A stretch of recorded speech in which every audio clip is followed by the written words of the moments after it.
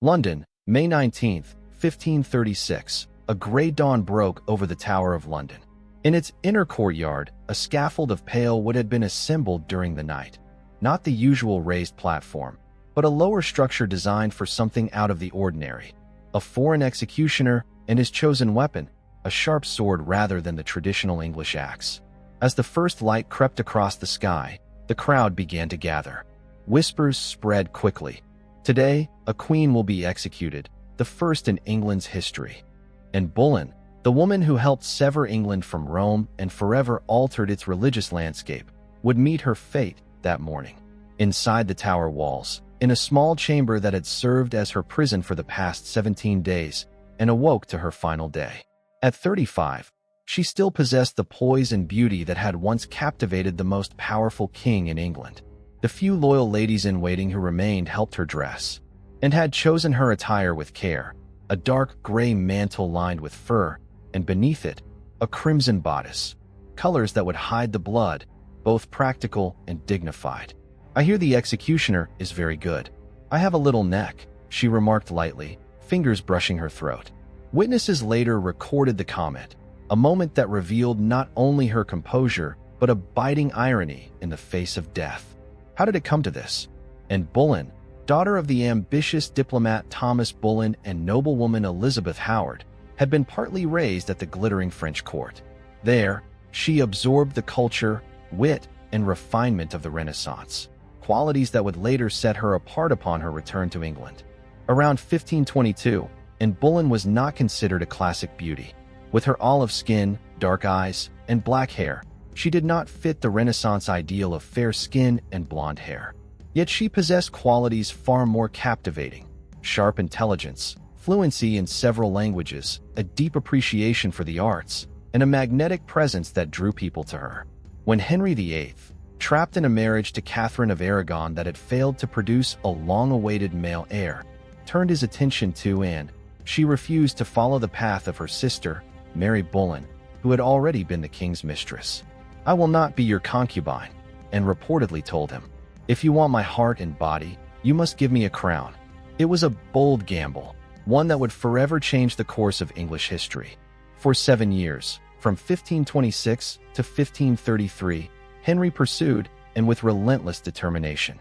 His desire to marry her led him to break with the Catholic Church, declare himself supreme head of the new Church of England, defy the authority of the Pope and Emperor Charles V, and trigger a religious revolution that would reshape the nation.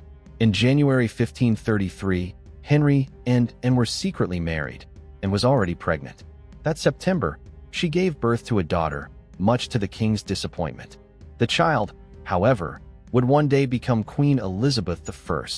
Anne's time as queen lasted only 3 years, but her influence was extraordinary. Brilliant and politically astute, she championed religious reform, supported scholars, and promoted the circulation of English-language Bibles, then still forbidden.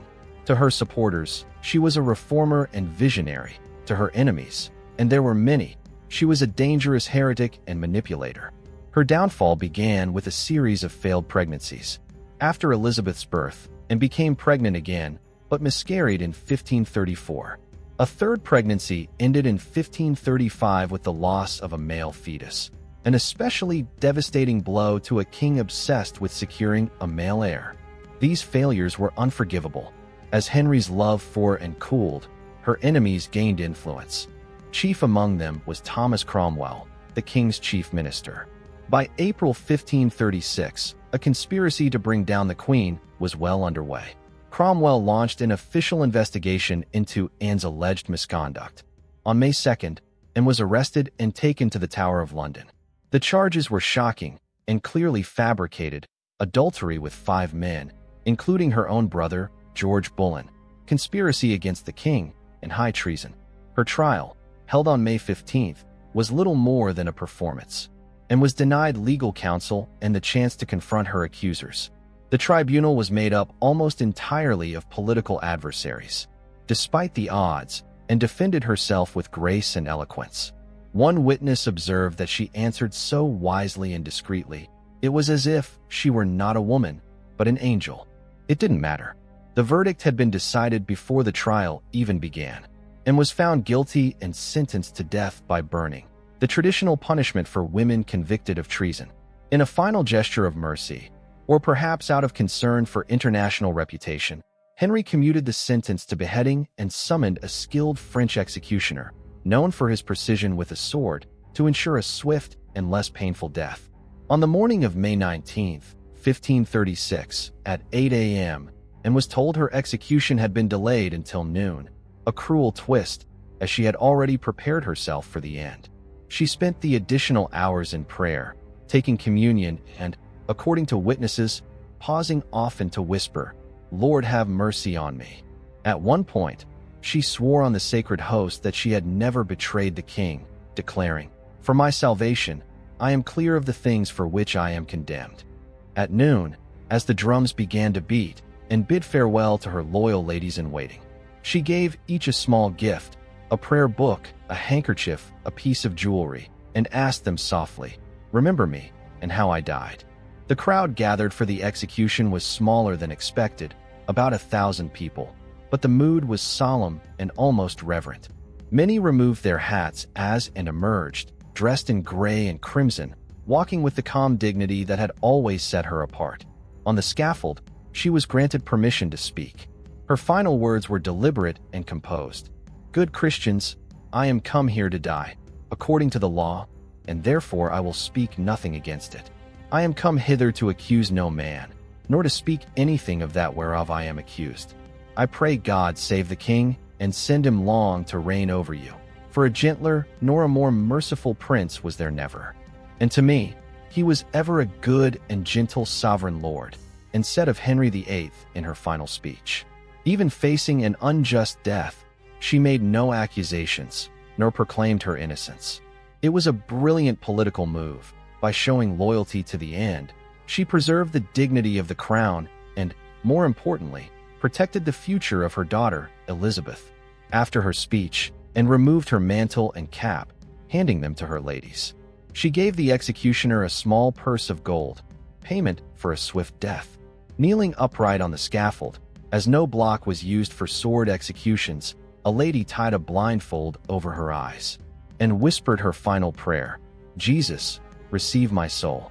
O Lord God, have pity on my soul." To ease her final moment, the French executioner used a merciful trick. "Where is my sword?"